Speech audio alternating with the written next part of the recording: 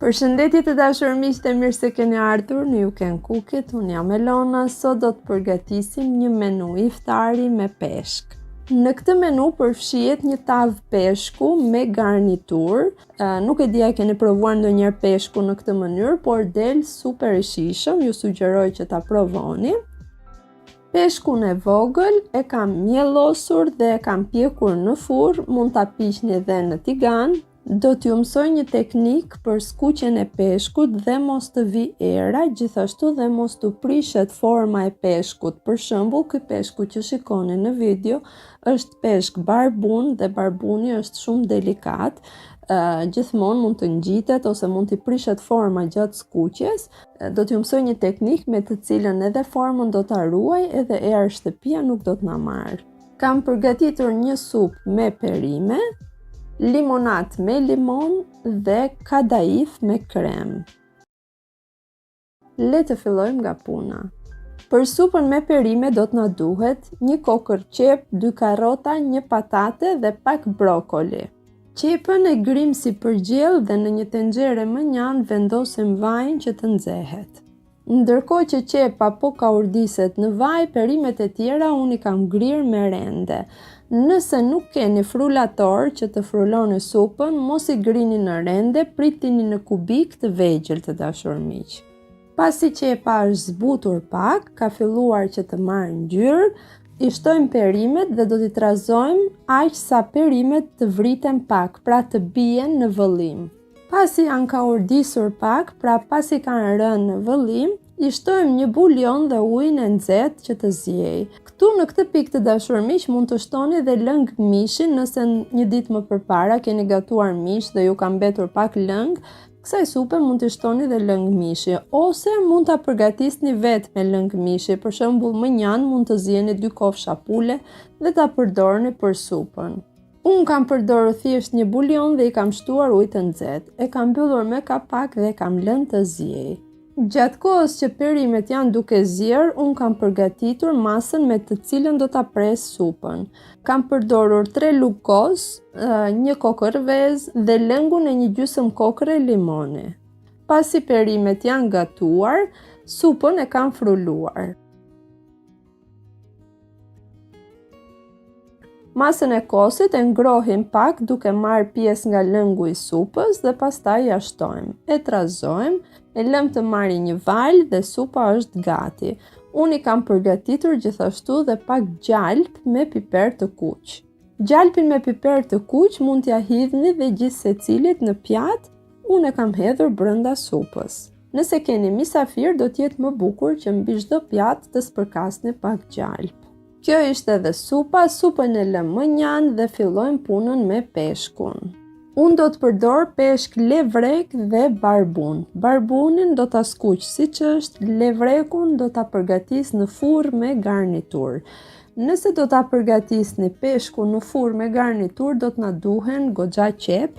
Për një familje me 4-5 veta, 3 kokra qep ose 4 kokra qep janë më së të mjaftueshme, 3 kokra domate, hudhër, gjethe dafine dhe erëzat e preferuara. Pra në një tigan, kaurdisim si fillim qepën.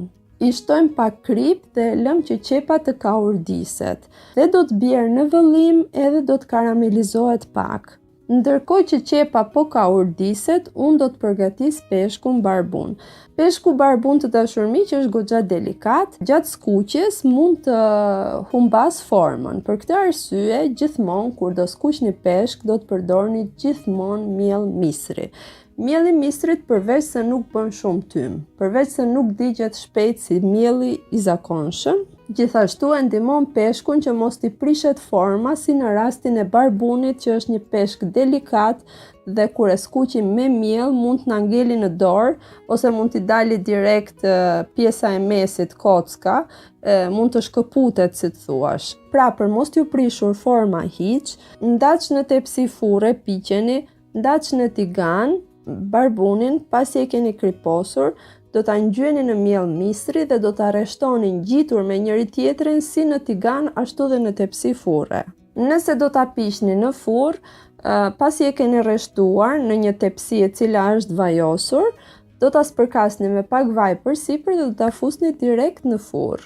Për 20-25 minuta është gati, nuk do tharësh së tepërmi.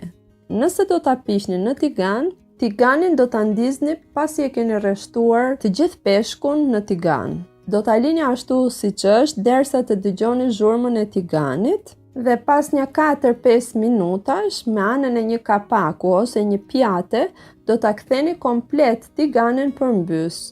Dhe si që keni peshkun, nga që ai është ngjitur me njëri tjetrin, do të lëvisi një kallëp, do ta hidhni sërish në tigan. Në këtë mënyrë nuk mundohemi që ta kthejmë tek e tek peshkun dhe nuk na prishet forma e peshkut. Kjo lloj teknike pjekjeje vlen për peshqit e vegjël dhe nuk ju mundon që t'i ktheni tek e tek, edhe nuk ju ngjitet në tigan dhe t'ju prishet forma, nuk ju ngjitet prej miellit të misrit të dashur miq. Edhe mielli i misrit ja ruan goxha formën, nuk prishet, nuk shpërndahet në tigan copa. Tani le të vazhdojmë me tavën e peshkut. Me qepën të dashur miq do të bëni pak durim derisa qepa të vritet mirë dhe pjesë të qepës të fillojnë të karamelizohen pak, sepse kjo i jep shije gjellës. Gjithashtu bën që gjella kur të gatuhet në furr, qepa të shkri komplet, mos të dallohet kur ju ta merrni me kafshit.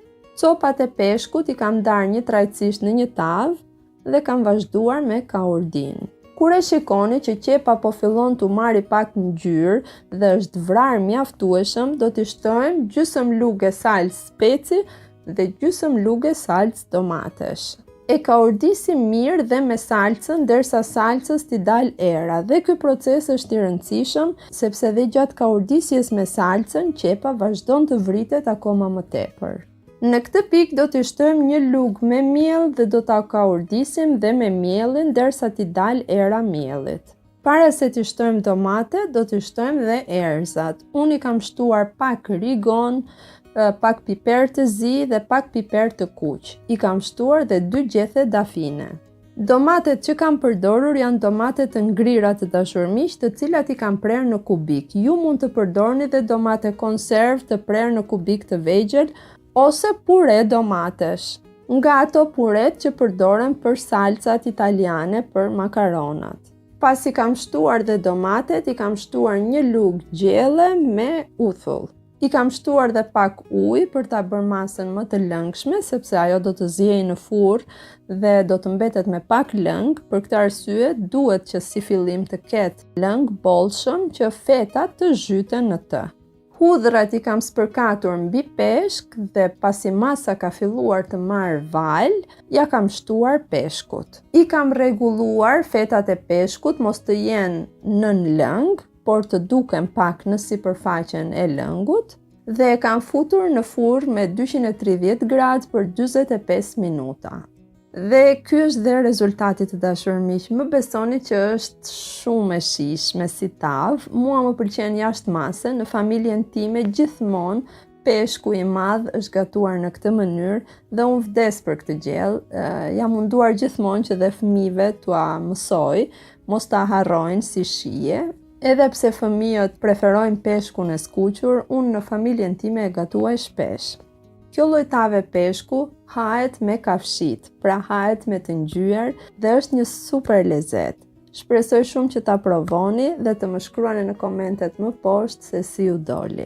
Limonatën me limon e keni në kanal, video më vete. Kjo ishte pra të dashur miq dhe menuja për sot. Shpresoj që dhe ju ta provoni dhe të më shkruani në komentet më poshtë se si ju doli, a ju pëlqeu apo jo. Era e mirë e kuzhinës dhe harmonia me njëri tjetrin mos qoftë kur mangët në shtëpitë tuaja. Gjithë të mirat dhe miru dëgjofshëm.